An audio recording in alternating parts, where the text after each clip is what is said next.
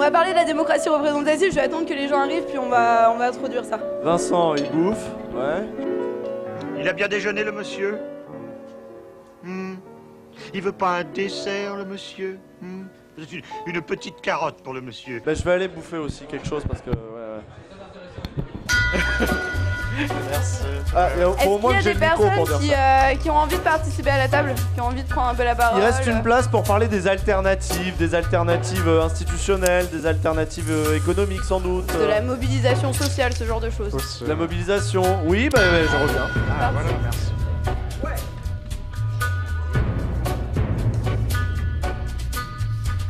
Du coup, là, l'idée de la dernière table ronde, elle est un peu compliquée parce qu'au vu des résultats, il va falloir que vous sortiez pas trop blasé de la soirée. Non. C'est un enjeu compliqué. Du coup, je voulais commencer moi par mon ressenti de la campagne électorale. J'ai été vachement blasée par tout ce qui s'est passé. Les médias ont vachement pollué avec les affaires, avec les thématiques qui nous ont imposées comme l'insécurité, l'immigration, les thématiques classiques qu'on a l'habitude d'avoir. Et du coup, j'ai eu le sentiment que ce qui, moi, m'a bloqué à aller voter, parce que jusqu'à il y a un mois, j'étais plutôt côté abstentionniste, et j'ai finalement voté Mélenchon. Ce qui me bloquait, c'était vraiment, je ne veux pas aller voter parce que je ne veux pas cautionner les institutions de la Ve République, et je ne me sens pas représentée par le système. Enfin, j'ai un peu du mal maintenant avec ce mot parce qu'il a été repris à tort et à travers, mais c'est le cas. J'avais du mal avec cette idée du système de la Ve et des institutions que ça implique. Et du coup, j'avais envie qu'on parle de ça, parce que c'était un peu compliqué de trouver un thème après ceux qu'ils ont abordés ce soir, et surtout un thème aussi tard. Je me suis dit que tout le monde allait être bourré, soit euphorique, soit complètement blasé, donc c'est compliqué. Et du coup, pourquoi pas parler dans un premier temps des institutions dans le sens large, pas du tout de façon pompeuse et les articles et compagnie, mais juste repenser un système tous ensemble qui pourrait nous plaire. Et dans un deuxième temps, parler un peu des mobilisations sociales, comme l'a fait tout à l'heure Vincent, du fait que la démocratie, c'est pas tous les 5 ans, c'est tout le temps, et qu'à travers les associations, à travers plein d'autres contexte, on peut se mobiliser et avoir des moments pour être tous ensemble, et des moments plus positifs du coup que ce soir qui est plutôt blasant. Voilà. Moi j'ai vu un truc positif ce soir quand même. On t'écoute. Le truc positif, c'est que du coup Fillon ne va pas avoir l'immunité présidentielle. Et donc imaginez les sourcils de Fillon en prison. C'est quand même particulièrement agréable. C'est là que le verre est plein. Voilà, souriez, soyez heureux. Voilà, bravo. Non, D'autres mais réactions? aussi, du coup, il avait dit qu'il rendrait l'argent s'il était élu à un chantage à l'élection. Et donc ça veut dire qu'il ne rendra pas l'argent. Oh non. Merde, alors c'est... Quelle déception. Alors juste, je viens d'avoir une info comme quoi Méluche se serait exprimé. Alors on peut peut-être soit diffuser, parce que Ouais. comme tu viens de dire que tu as voté. Et alors je sais pas à la régie si c'est possible Je crois qu'il n'y a plus personne à la régie. de diffuser ce qu'a dit Ah, Méluche, ou pas du tout. On m'a dit que c'était sur sa chaîne YouTube, Ouais. apparemment. On a eu la même info. Mais en fait, en gros, l'idée, ce serait que... Enfin, moi, ce qu'on m'a dit, c'est que les Insoumis, ce serait pas fini et que ça continuerait. Et du coup, je pense qu'on va en parler pendant la table ronde sur cette idée de qu'il a créé quelque chose et que ce quelque chose va pas se finir avec le vote, etc. Le résultat annoncé depuis le début de la soirée n'est pas celui que nous espérions. En toute hypothèse, ce ne sera pas celui qui a été annoncé qui sera le bon. En effet, le ministère de l'Intérieur a réservé sa déclaration jusqu'à ce soir minuit. Bien sûr, d'ici là, médiacrates et oligarques jubilent. Rien n'est si beau pour eux qu'un second tour entre deux candidats qui approuvent et veulent prolonger les deux les institutions actuelles, qui n'expriment aucune prise de conscience écologique ni sur le péril qui pèse sur la civilisation humaine, et qui, les deux, comptent s'en prendre une fois de plus aux acquis sociaux les plus élémentaires du pays. Quoi qu'il en soit, et quel qu'il soit, lorsque les résultats officiels seront connus, nous les respecterons. Je ne saurais dire ni faire davantage à cette heure. Chacune d'entre vous sait en conscience quel est son devoir. Dès lors, je m'y range. Je n'ai reçu aucun mandat des 450 000 personnes qui ont décidé de présenter ma candidature pour m'exprimer à leur place sur la suite. Elles seront donc appelées à se prononcer sur la plateforme et le résultat de leur expression sera rendu public.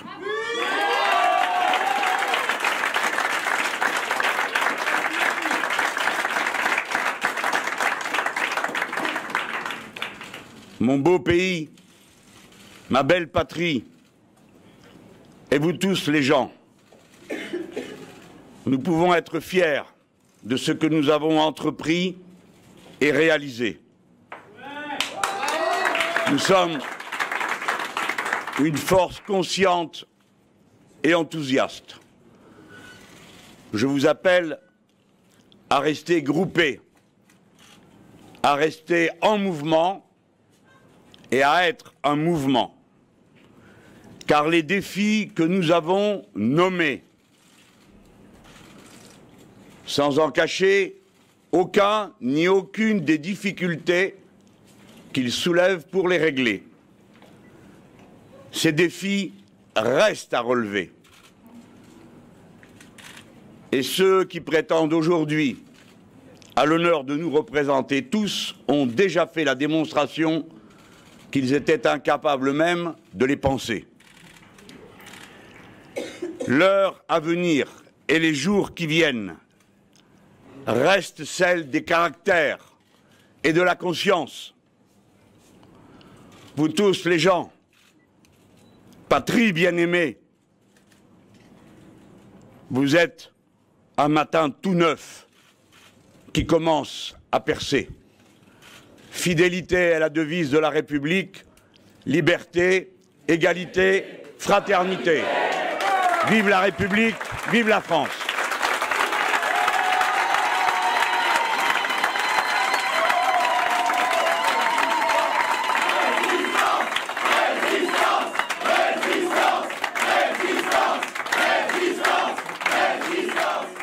C'est toujours les gens de gauche qui perdent en fait à chaque fois à ces élections, c'est dingue. Il fallait pas être de gauche. Hein. Il a abordé un angle, c'est l'angle que je voulais justement qu'on prenne là-dessus. Il a parlé du fameux péril de l'humanité et de la question écologique. Et c'est une question qui, pour moi, n'a pas été assez abordée pendant ces élections et qui est pourtant la question primordiale de notre société actuelle. Et du coup, j'ai posé plusieurs hypothèses sur le fait que la question écologique nous permet aujourd'hui de poser l'idée que notre démocratie représentative telle qu'elle est aujourd'hui n'est plus pertinente parce qu'elle ne permet pas de régler ces questions-là qui sont d'une fondamentale et de deux énormes et axées sur un long terme, alors que nos élus nous poussent en fait à, vu qu'ils sont motivés aujourd'hui qu'à la prochaine échéance électorale de dans 5 ans, peuvent pas traiter des questions qui sont aussi phares et aussi énormes en fait et qui demandent de penser sur le long terme. Du coup, je voulais vous parler de plusieurs points qui font que la démocratie de la 5e, plutôt l'idée de démocratie représentative, l'idée c'est pas de dire qu'il faut plus de représentants, mais qu'il faut plus de participation des citoyens. Et du coup, la démocratie de la 5e, elle permet pas de régler ces questions-là parce que face à l'urgence écologique, on est face à des menaces qui sont pas du tout bornées à un territoire comme ça pouvait l'être pour les périls que les gouvernants avaient face à eux. Là, on est vraiment sur des questions qui sont extraterritoriales, qui sont hyper importantes et que du coup, on a besoin de coopération avec les autres États et on a besoin vraiment de penser sur un long terme. on a aussi des défis qui sont invisibles et qui du coup sont pas tangibles par rapport au quotidien des électeurs. Et les politiques aujourd'hui ne cherchent que à savoir comment régler en fait les problèmes quotidiens d'un électorat, parce que c'est ce qui va permettre en fait, en touchant à des questions comme combien vous payez d'impôts ou quel est votre pouvoir d'achat, la crise, la croissance, ce genre de choses. Quand on parle de ces questions-là, les gens se sentent concernés, ont l'impression qu'on parle de leur quotidien, et du coup ils sont plus réceptifs au discours, alors que sur les questions environnementales, vu que c'est des questions plus invisibles, enfin, elles le sont de moins en moins, mais elles l'ont été pendant longtemps, on arrive moins à capter un électorat, donc les politiques s'en foutent, en fait, concrètement. Il y a aussi le côté imprévisible des catastrophes écologiques. Je crois que tu as quelque chose à dire, Vincent, vas-y. J'ai plein de choses à dire. Ça me fait bondir ce que tu me dis. Parce que, en fait, j'ai l'impression de vivre un espèce de remake à la française, donc bof, de ce qui s'est passé aux États-Unis avec l'élection de Trump. Et ce qui est assez intéressant, c'est que du coup, leur élection à eux a eu lieu il y a un petit bout de temps, et depuis, ils sont un peu en galère, comme on dit. Et ils se mobilisent pas mal. Il y a la question de la science qui est en train d'être vraiment attaquée, avec une diminution de la valeur de la science en tant que telle. Et puis il y a aussi la question de l'environnement, et là aussi, il y a plein d'acteurs qui se mobilisent. Et c'est assez intéressant de voir que dans notre entre-deux tours, là, il va se passer un truc assez important, en fait, qui est que le 29 avril, il va y avoir la marche des peuples pour le climat, qui va mobiliser des centaines de milliers de personnes à Washington, devant la Maison-Blanche et à travers les États-Unis. Et en fait, ce qui est en train de se passer là, maintenant, en France, je sais qu'il y a beaucoup de personnes qui y travaillent, c'est de se dire, mais en fait, ce qui se passe aux États-Unis, c'est exactement la même chose qui est en train de se passer en France. Et c'est le moment de saisir cette opportunité pour justement amener cette question de l'écologie et du changement climatique, qui pourtant arrive très clairement, mais qu'on ne sent pas forcément, l'amener dans cet entre-deux tours et essayer d'en faire un événement important. Et du coup, le 29 avril, je sais qu'il y a des choses qui vont se passer à Genève, pas très loin de chez nous, mais je ne sais pas encore ce qui va se passer en France, donc je ne peux pas vous le dire. Mais il faut ouvrir un œil à ce propos, ouais. Si on est sur les mobilisations sur le court terme, demain, moi, je fais une conférence sur la décroissance à Sciences Po Lyon, donc voilà, on fait notre pub. Enfin, ouais. Du coup, c'est cool. Mais c'est un exemple, je voulais en parler après, c'est tous ces moments-là, en fait, qui sont encore là, et c'est pas parce que l'élection nous donne un résultat quand on est vraiment à gauche qui nous déplaît et qui fait que... Enfin, personnellement, je pense que je vais même pas me déplacer pour aller voter au second tour.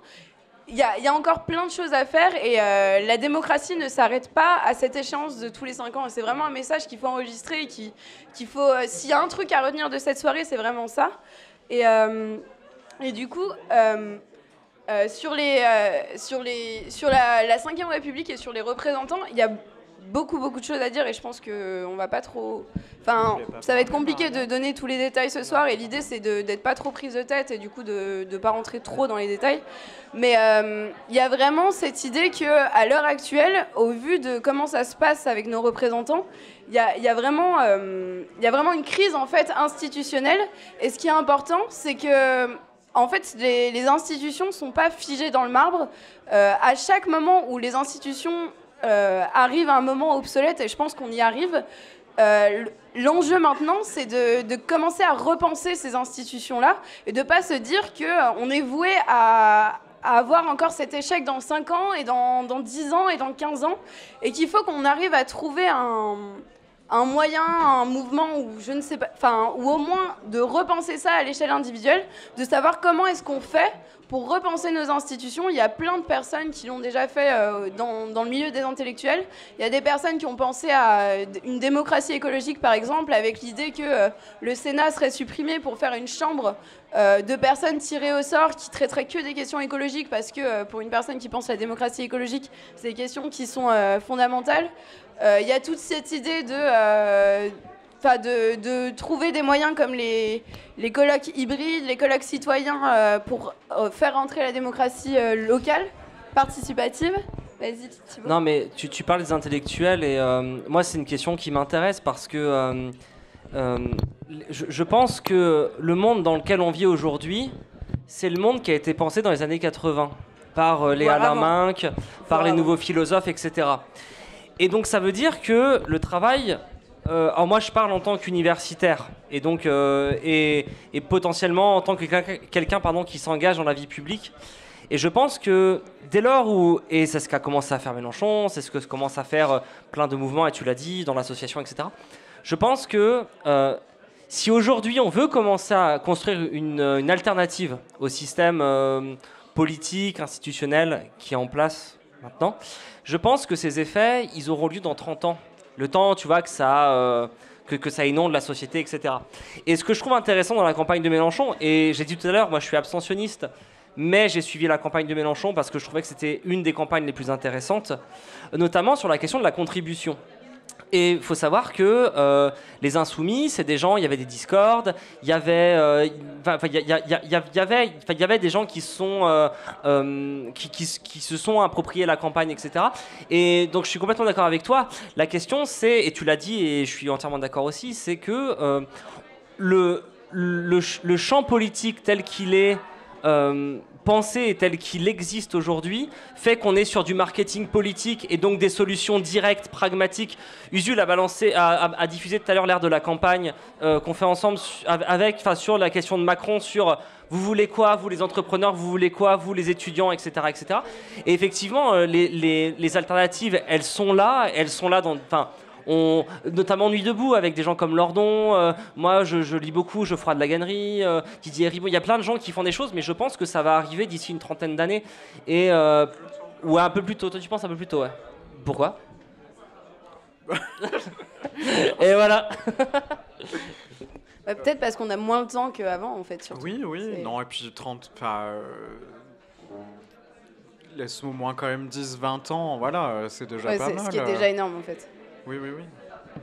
Et voilà, en tout cas, je pense qu'il y aura des initiatives qui seront hyper intéressantes, mais j'ai peur que et quand je dis peur, c'est juste, je pense que les effets seront vraiment mesurables et objectivables d'ici une trentaine d'années, et avant, on va misérer comme des oufs, quoi.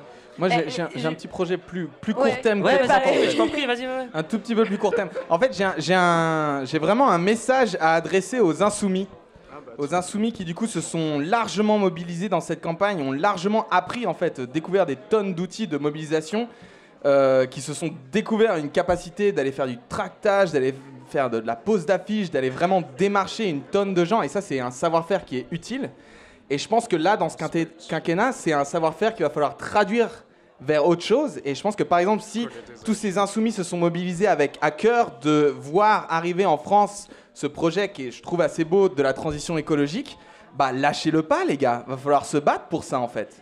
Et il y a plein de gens qui se battent déjà pour ça en France, il y a des gens qui se mobilisent contre l'évasion fiscale des banques, contre la BNP par exemple, il y a une grosse mobilisation autour des faucheurs de chaises pour essayer de récupérer cet argent-là.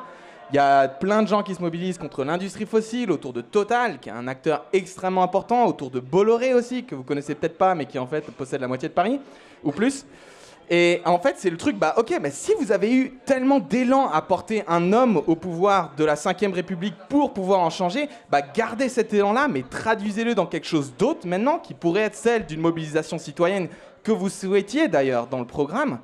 Et cette mobilisation citoyenne, va falloir du coup apprendre des nouveaux outils. Parce que là, c'est pas avec le tractage qu'on va réussir à convaincre plus de la moitié de la population française, en fait, qui finalement en a actuellement à peu près... Enfin, c'est pas dans ses priorités, la transition écologique. Et du coup, il va falloir apprendre à leur parler de manière non violente. C'est un des trucs que j'ai essayé de transmettre dans ma vidéo. Et il va falloir apprendre à aussi utiliser des outils de désobéissance civile pour faire pression sur, finalement, plutôt que les politiques, dont on voit qu'ils réagissent difficilement à nos mobilisations, parler directement aux acteurs de ce qui nous dérange, que ce soit Total, que ce soit les banques, etc. Et ça peut passer par la désobéissance civile. Et il y a par exemple, je donne du coup une deadline, c'est du 4 au 15 août, il y a un camp climat qui est organisé en Provence, ça va être magnifique, dans lequel le but est justement d'apprendre des outils de désobéissance civile, d'apprendre tout de coup, tous ces insoumis pourraient apprendre des nouveaux outils que ceux du tractage, que ceux de la démarche, que ceux de l'élection présidentielle, dont on a définitivement besoin en France pour les 5 prochaines années. Voilà, bougez-vous quoi. Ouais, je suis d'accord. Mais ce qui m'a séduit personnellement dans la campagne de Mélenchon et qui a fait que finalement j'ai voté pour lui, c'est vraiment ce côté-là, on se remobilise et on est acteur de la campagne et tout le monde a sa place et on n'a pas besoin d'une légitimité qui vient de quelque part. Et c'est finalement ce qui me dérange aussi dans les institutions actuelles qu'on vit, c'est qu'à travers le suffrage à 2 tours personnalisé, à travers Enfin, le système tel qu'il est aujourd'hui, les députés professionnalisés, les grandes écoles et tout ce que ça implique, il y a vraiment cette idée qu'on nous a en quelque sorte confisqué en fait la légitimité de pouvoir parler du politique et de la politique même en général. Il y a vraiment cette idée qu'il faut être professionnel, il faut faire telle étude, il faut avoir tel bagage intellectuel pour pouvoir parler des problématiques actuelles, alors que ce qui est intéressant et ce qui s'est, je trouve, passé dans la campagne des Insoumis, c'est que tout le monde s'est senti légitime de parler de quelque chose et que on a vu des personnes pas du tout de base politisées se mobiliser en fait derrière un programme, derrière, je dirais même un projet, derrière une... Merci. Fallait que quelqu'un la fasse. Et c'est hyper intéressant et c'est ce qui est vraiment important si on doit repenser demain la façon dont notre démocratie est faite. Il faut vraiment trouver un moyen d'arrêter de laisser la parole et la légitimité aux experts, aux professionnels de la politique et de se remobiliser, même institutionnellement et dans notre constitution, et d'avoir tous une place égale en fait. Mais pour travailler un petit peu sur la question des émotions en politique, moi la question que je pose, alors j'ai pas la réponse, hein, donc c'est une question qui est ouverte, c'est que le vote Mélenchon était quand même un vote d'adhésion de la part des Insoumis. Et qu'en fait, ces insoumis-là, ce qui va se passer, c'est que aujourd'hui, ils sont super déçus. Et moi, la question, c'est, tu disais, il faut se mobiliser, machin. Est-ce qu'ils vont trouver la force de le faire, mais la force, émotionnelle, affective? Parce que, je pense pas qu'il y ait que de l'émotion. Je pense que la raison, les émotions fonctionnent ensemble. Ouais. Mais et ce qu'on disait sur la première table ronde, j'ai dit tout à l'heure, le vote. Hollande au second tour de 2012, c'était un vote de rejet de Sarkozy. Le vote Mélenchon, j'ai l'impression que c'est un vote d'adhésion. Et je pense qu'il y a plein de gens aujourd'hui qui vont se dire ouais bon bah c'est bon, on s'est mobilisé machin, et du coup et ensuite on fait quoi? Et tu vois, cette peur. Ouais, je sais pas. Moi, j'aimais ce qu'on avait abordé dans la première table ronde, et se dire, ce qui est important, c'est pas tant pour qui on vote, mais c'est ce qu'on va faire à partir du 7 juin. Est-ce qu'on va se mobiliser? Est-ce qu'on va avoir le courage politique?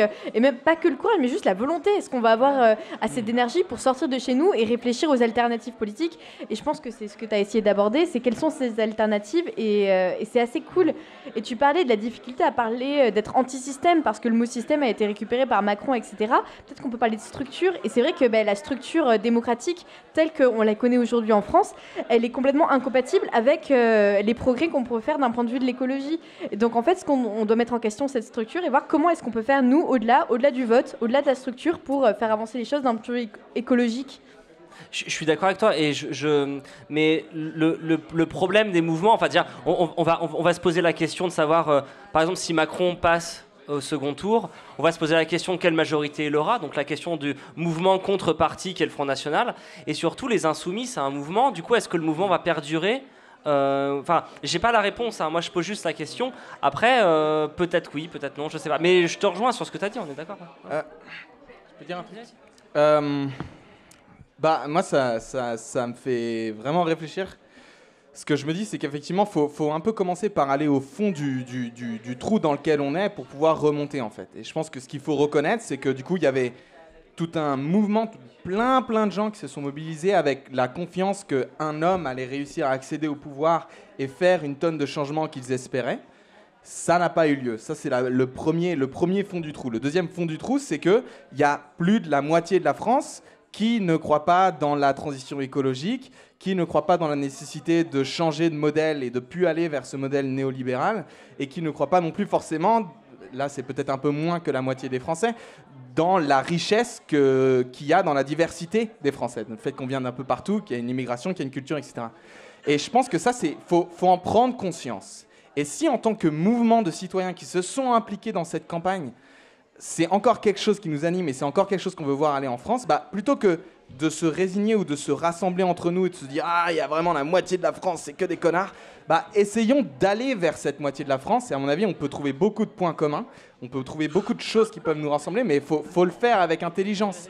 Ce qu'il faut faire, c'est avec des propositions très concrètes. Et effectivement, pour moi, il faut essayer de dépasser cet abandon-là. Enfin, justement, en fait, moi, ce qui fait qu'aujourd'hui, là, je ne suis pas du tout déprimé et je ne suis pas du tout abasourdi par le résultat, c'est que j'ai des outils pour faire quelque chose qui permettent d'exprimer ma citoyenneté et qui permettent de reprendre un peu de pouvoir, en fait. Et c'est de ça qu'il faut s'emparer aujourd'hui, je pense. Ouais, mais ça veut pas dire donner des gages à l'autre côté, enfin à la droite. Moi, je trouve, enfin, il y a quand même un gros problème, notamment vis-à-vis de l'écologie. Mais ça, c'est vraiment mon point de vue.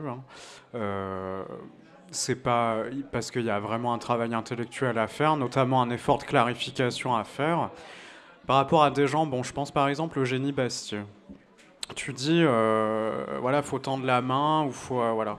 Et il faut se méfier, parce qu'il y a une partie de la droite qui est en train de construire déjà un discours écologiste, mais en fait qui a un discours écologiste avec des rémanescences monothéistes, avec l'idée de, d'ascèse, toutes ces idées-là, quoi. Et c'est vachement, en tout cas pour moi, c'est vachement dangereux.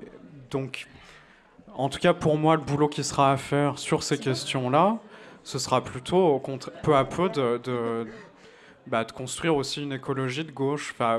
Et une écologie de gauche, ça veut dire aussi sortir par exemple des carcans moraux, c'est-à-dire arrêter de faire de l'écologie un truc moral qui permet de culpabiliser des gens. Ça marche pas en fait.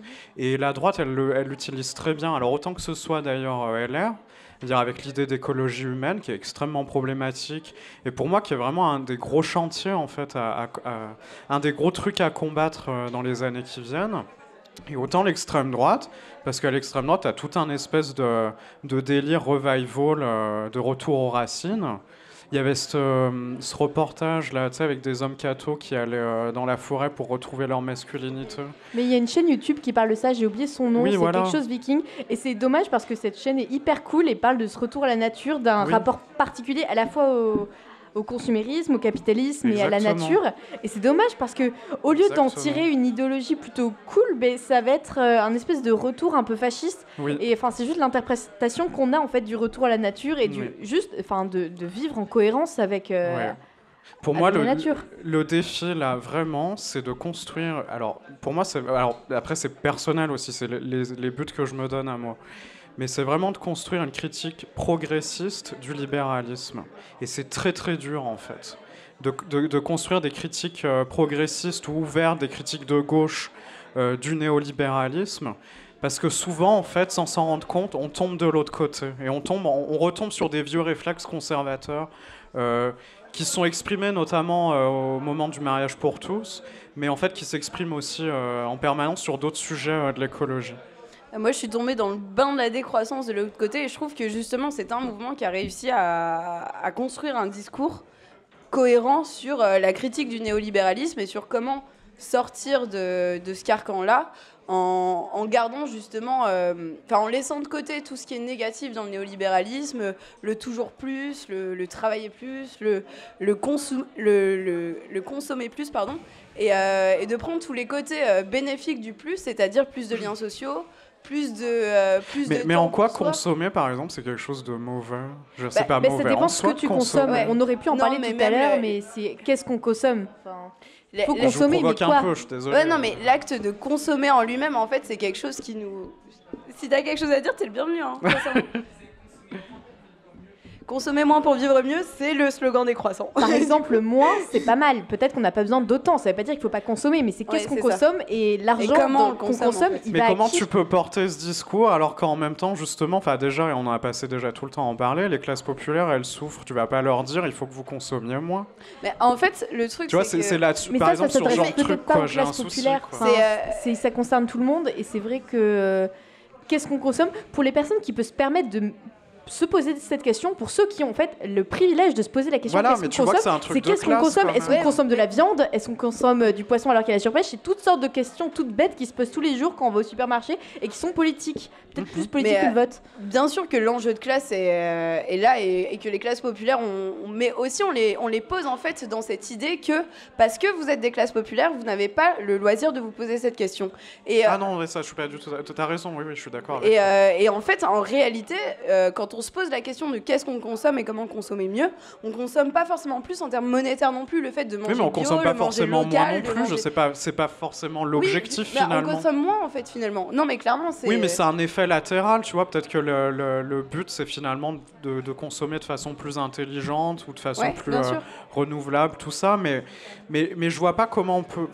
c'est juste un avis, mais j'ai Ouais, bien beaucoup de sûr. mal à comprendre comment on peut rendre un discours écologique assez séduisant si on va juste venir dire aux gens il faut que vous consommiez moins, quoi. Je trouve ça Parce vachement qu'il y a- violent. Il n'y a pas que ça en fait. Ça fait partie du truc. Et il faut aussi arriver, et c'est ça l'enjeu, c'est se détacher de cette question de la consommation, genre poser il faut consommer moins, et arriver à rendre séduisant ce qu'il y a autour. Donc si on consomme moins, ça implique quoi ? Ça implique en fait qu'on trouve d'autres loisirs que d'aller passer son samedi à Auchan ou au Mais centre pourquoi commercial. pas ? Mais parce que, enfin, moi, je l'ai vécu. Moi, je fais partie. Enfin, mais tout le monde raconte sa vie depuis tout à l'heure, donc je vais le faire aussi. Oui. Moi, enfin, j'ai passé toute mon enfance à aller tous les samedis au centre commercial Ouais. d'Auchan avec mes parents, et c'était la sortie de la semaine. Oui. Et c'était génial parce que il y avait plein de choix. Donc t'en as partout plutôt des et- bons souvenirs. Ah non, pas du tout. Ah non.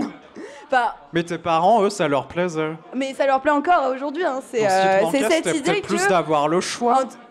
C'était Mais non, d'avoir mais le choix c'était entre pas la aller question au d'avoir le choix, supermarché c'était- puis aller ailleurs. C'était le loisir prolo, quoi. Le Ouais. loisir prolo, c'est je passe mon Oui, samedi oui, au c'est supermarché, en fait. Et c'est hyper triste parce que Oui, le théâtre, c'est pas pour moi, l'opéra, c'est pas pour moi. Ouais. Enfin, mes parents sont vraiment dans le cliché du truc et ils pensent vraiment que tous les loisirs un peu juste culturels, dans le sens large du terme, les touchent pas parce que je suis prolo, quoi. Oui.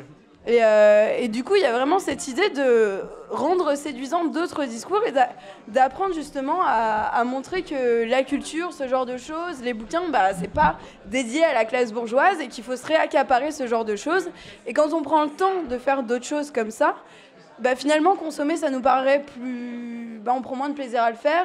Moi, maintenant, j'ai une hantise des centres commerciaux. Genre, Oui, moi aussi. c'est juste, tu déconstruis le discours, en fait. Oui, Et il faut finalement- arrêter de penser que Ouais. les prolos sont trop cons pour le Ah comprendre. non, non, je veux pas du tout C'est- dire ça. En tout cas, j'espère que c'est pas compris comme ça. Non.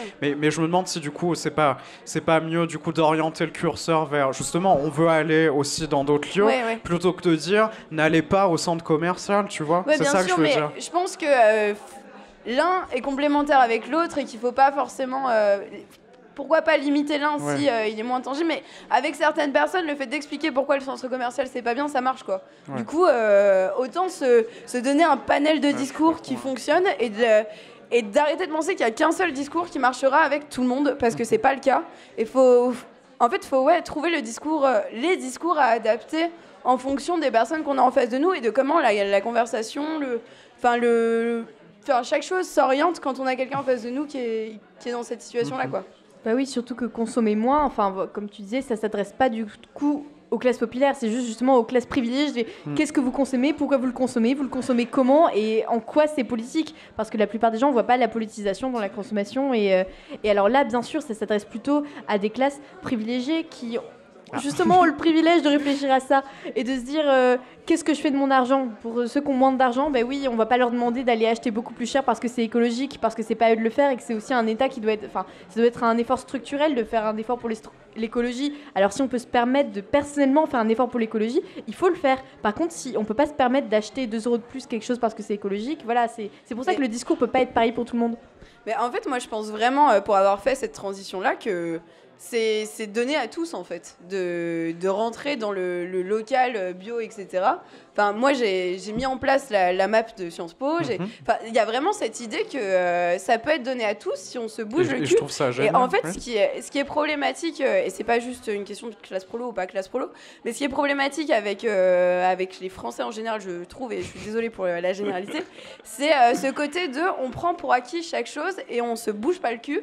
Et le fait de changer nos habitudes de consommation, de vie, les modes de vie en général, ça implique un effort que les gens ne veulent pas faire. Et parce qu'ils en ont peur, en fait. L'inconnu fait peur, comme le fait de... On m'a beaucoup parlé de la 6ème République de Mélenchon. Moi, c'est ce qui m'a séduit, justement. Il y en a plein qui m'ont dit, oh là là, mais 6ème République, qu'est-ce qu'on fait, en fait ? Justement, on construit ensemble, et c'est là où on fait table rase, et on se dit, bah, on veut quoi ? Ouais.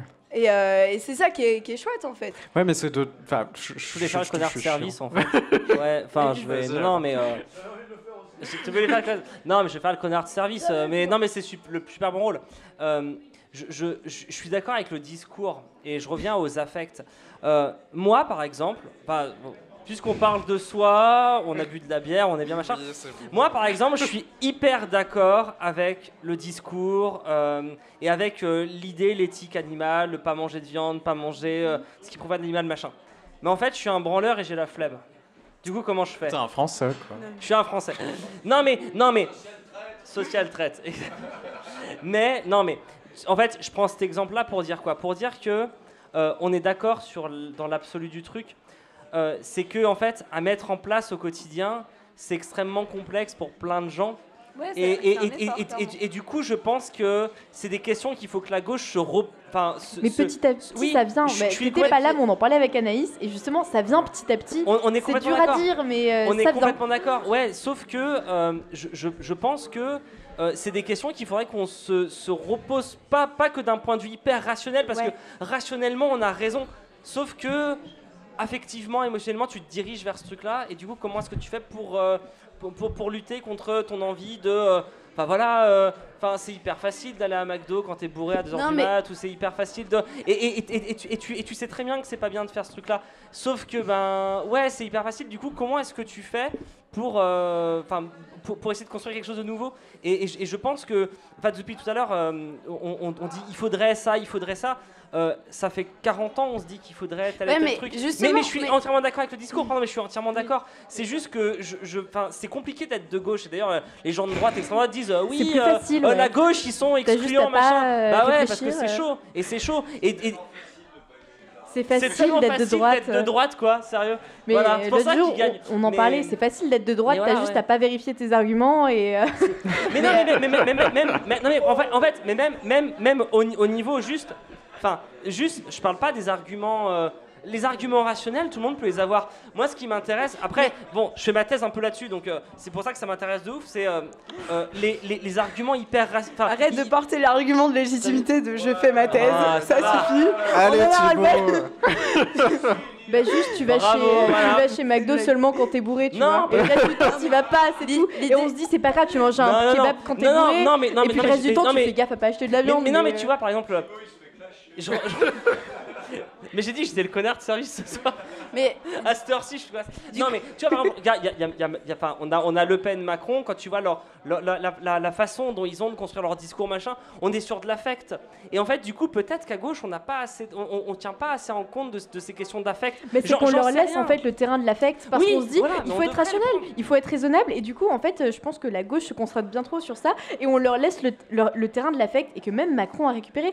Mais c'est un peu, il récupère tout, genre il récupère l'amour du pays, l'amour de la terre, l'amour de la France, tout ça en disant oui c'est forcément le Front National. Non, on peut aimer le fromage et pas aimer laisser les Arabes aux frontières.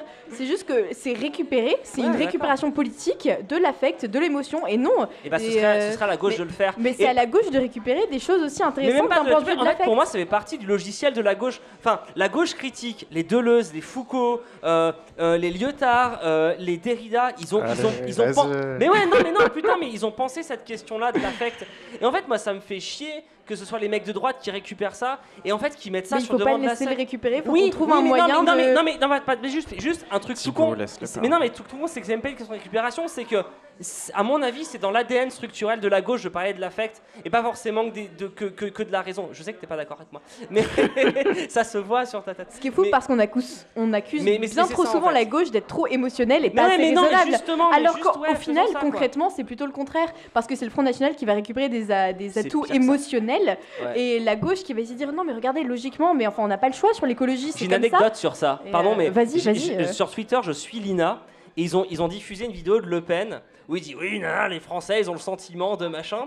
Donc il parle du sentiment des Français. Donc il y a trop d'immigrés, il y a trop d'Arabes, il y a trop... les femmes, elles ont le pouvoir, machin, etc. Il dit du coup, arrêtons les Arabes, arrêtons le pouvoir, machin. Et c'est fou en fait cette façon de récupérer le truc.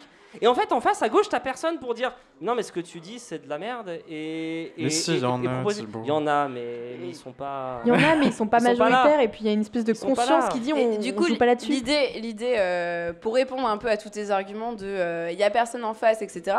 Déjà, nous, on est là, en fait, et moi, dès que je vois un problème qui me questionne, on parlait tout à l'heure de comment manger mieux, comment manger bio, etc.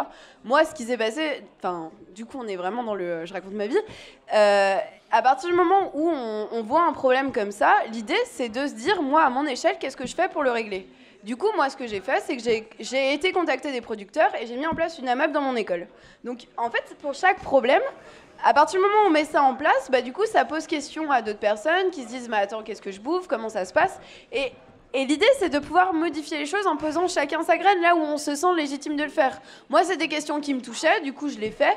Et il y a plein de questions sur lesquelles chacun est légitime, et c'est pour ça que la campagne des Insoumis était intéressante, c'est que les gens se sont sentis vraiment pouvoir parler de petites choses qui les touchent au quotidien, mais sur lesquelles ils ont évolué. Et du coup, ça fait effet boule de neige. On va évoluer. Enfin, moi, de mon côté, j'évolue. Je vais en parler à quelqu'un d'autre qui va évoluer. Je vais lui donner les billes pour qu'il puisse évoluer lui aussi. Et du coup... Exactement. On crée du lien, on crée du changement, et c'est du changement qu'on voit pas dans les urnes, mais qui a un impact au quotidien et qui est hyper important. Et c'est lié à l'affect là aussi, justement, c'est l'émotion, et c'est des émotions qui nous poussent à faire des choses comme ça, enfin, je trouve, hein, mais... Je te sens... Juste, je peux quand même dire, parce qu'il y a quand même vraiment... Moi, en tout cas, et du coup, ça me permet de revenir aussi sur ce sur quoi on discutait. Je trouve qu'il y a quand même un... Ouais, si, un souci, pour moi, c'est qu'on reste sur un discours sur la vertu. C'est-à-dire qu'on reste sur un truc sur... Ouais, c'est chacun qui doit... et il n'y a pas de... Moi, ce qui m'embête et ce que j'aimerais voir apparaître davantage, notamment dans le discours écologiste, c'est des analyses structurelles. C'est un grand mot, mais c'est juste de dire, mais en fait, c'est aussi parce qu'il y a enfin, la classe bourgeoise et les classes plus élevées, elles profitent aussi. Et de fait, elles n'ont pas grand-chose à faire de la dégradation de l'environnement, puisque de toute façon, elles y échappent. Donc, c'est pas les premières victimes. Et enfin, pour moi, le discours de dire ça dépend juste de chacun ou de qu'est-ce que je peux faire à ma petite échelle, il est intéressant, je suis d'accord, mais je pense qu'il a ses limites. Et il a ses limites notamment parce qu'on voit qu'il est récupéré en fait par la droite. Je suis assez d'accord parce que du coup dans les discours gouvernementaux c'est vraiment fermer votre robinet pour l'écologie alors que clairement ça change rien du tout à une échelle structurelle et ils vont dire vous les Français à votre petite échelle c'est vous qui influencez l'écologie, fermez votre robinet parce que c'est bien plus pratique de dire aux Français fermez votre robinet plutôt que de dire on va fermer les centrales nucléaires, donc je suis complètement d'accord. Ouais, j'ai un truc à ajouter du coup sur cet appel à la vertu des citoyens, cet appel à leur intelligence, cet appel au fait que les gens de gauche sont censés être meilleurs. Les gens de gauche, ils sont censés, puisqu'ils sont intrinsèquement plus vertueux, plus intelligents, se prendre en main, avancer et faire. Mais les structures sont structurantes. Les structures, elles structurent les agents. Oui, mais nous, on en a conscience. Et on peut pas arriver et prendre les individus. C'est que là, on en parle, on en a conscience. C'est vrai qu'il ne faut pas en vouloir aux individus. Mais voilà, on peut pas arriver et prendre les agents un par un et leur dire bah quand même, malgré toutes les structures, t'es de gauche, t'es censé être plus futé, t'es censé être plus éthique. Non, les gens de gauche sont pas plus éthiques. Être à gauche, c'est pas être plus éthique. Être à gauche, c'est pas être plus raisonnable. Être à gauche, c'est aussi une somme d'affect. Ouais. C'est aussi une somme d'affect qui dépasse complètement ce... il faut pas opposer d'un côté, il y a les gens raisonnables, de l'autre côté, les gens guidés par leurs émotions qui n'arrivent pas à se maîtriser, y compris à maîtriser leur propre consommation.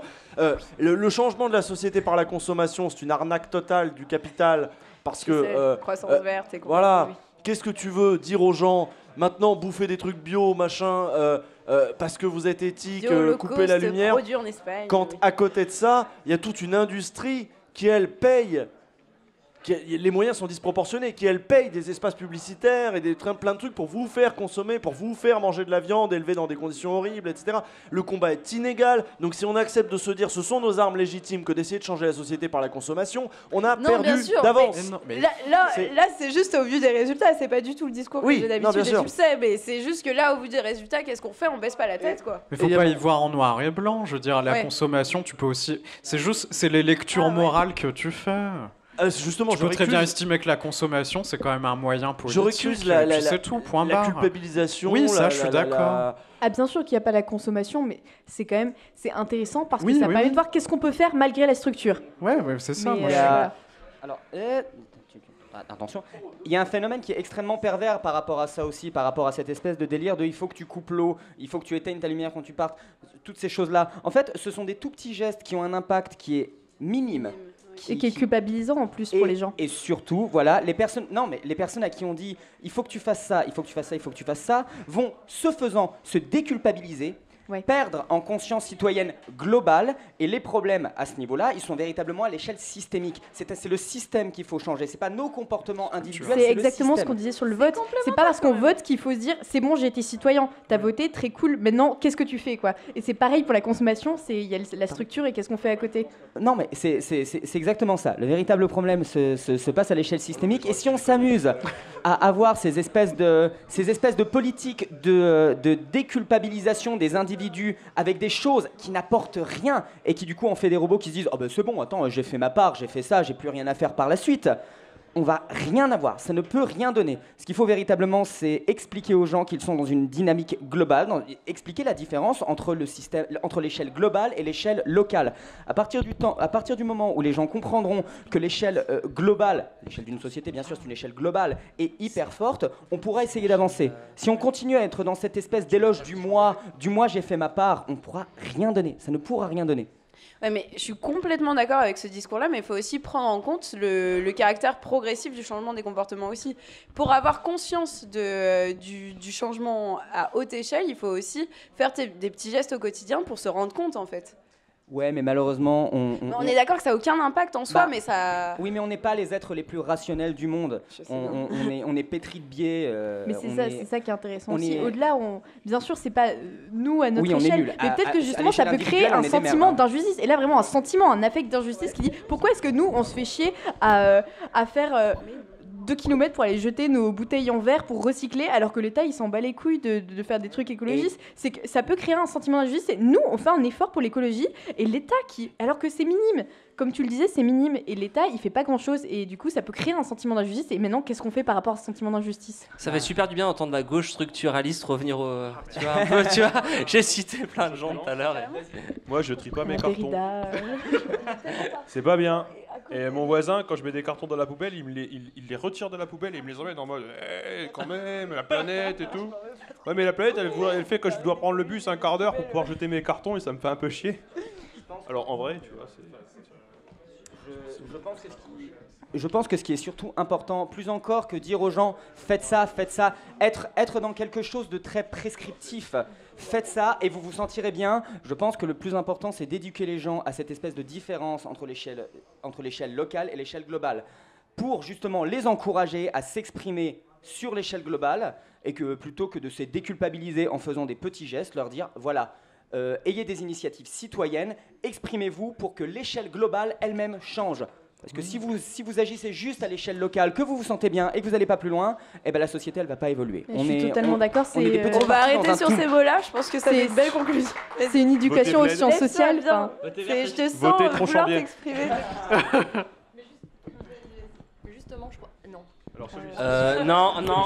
C'est celui-là. C'est celui que Veda. Oui, ouais, mais justement, j'ai accumulé trop de trucs depuis tout à l'heure, du coup, je vais absolument pas réussir à me rappeler de ce que je veux dire. Oui, alors par rapport au système, je suis d'accord, mais en attendant que le système change, on va pas continuer à consommer comme de la merde. Tu vois ce que je veux dire? Oui, aucun, on va. Enfin, tu vois ou pas? Parce que oui, c'est des initiatives personnelles. Alors moi, je le vis pas comme. Je me dédouane de rien quand je prends ce mode de vie, tu vois. J'essaye pas de dire, bon, c'est bon, j'ai fait ma part. Mais si, effectivement, je pense qu'il faut qu'il y ait un changement systémique. Mais en attendant le changement systémique, ça sert à rien de culpabiliser ces initiatives individuelles. Alors, ça, en sophistique, c'est ce qu'on appelle un faux choix. Micro. Vlad, micro. Ça, en sophistique, c'est ce qu'on appelle un faux choix, une fausse dichotomie. C'est de dire, si on fait ça, on fait pas ça. La droite utilise beaucoup ça. La droite utilise énormément ça. Justement, nous, on est sur le côté complémentaire de chaque chose, en fait.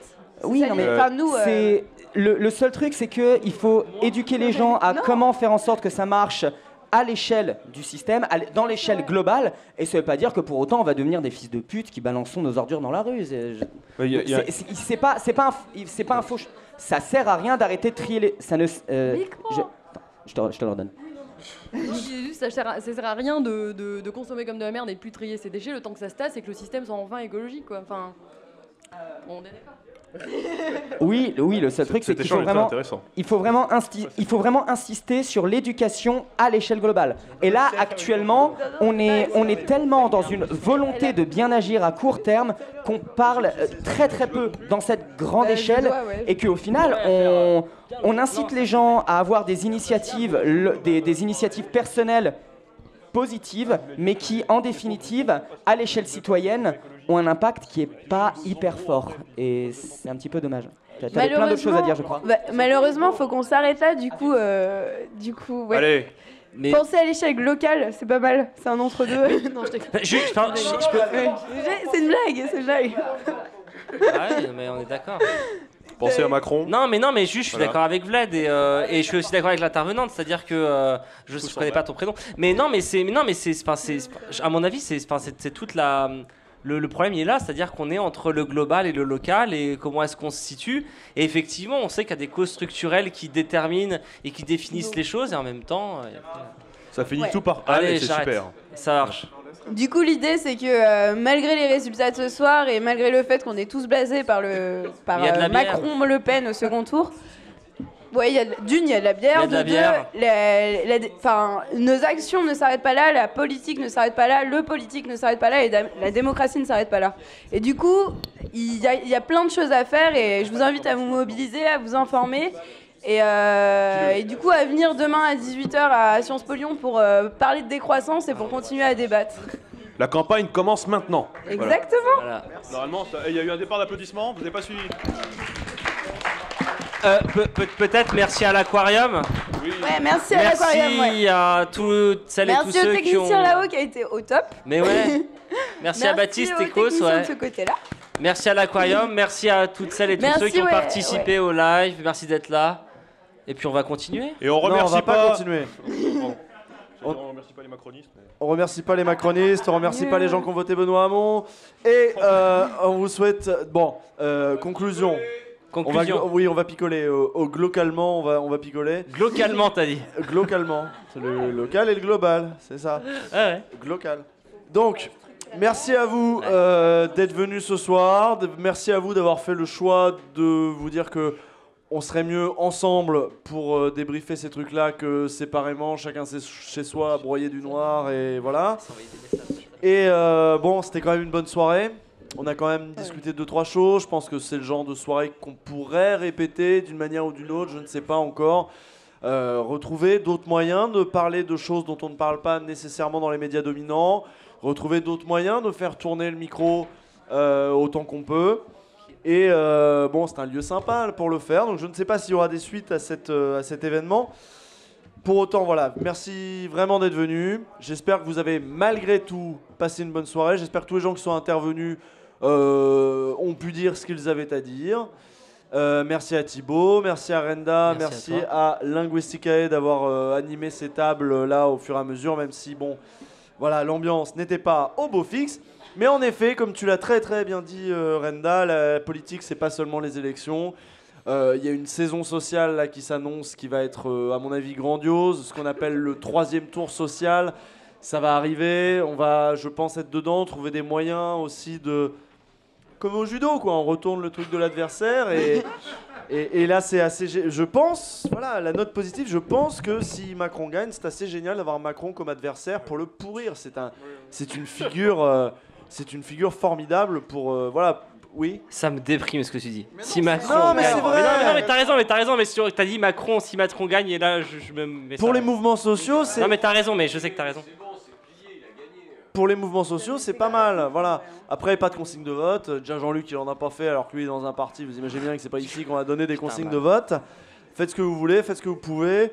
Et voilà. Merci d'être venu. On va conclure là. De toute façon, il n'y a plus de cartes. On espère que ça vous a plu quand même. Merci beaucoup.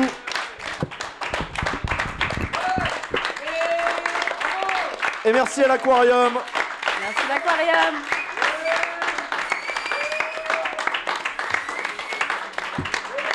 Voilà, et c'est pas les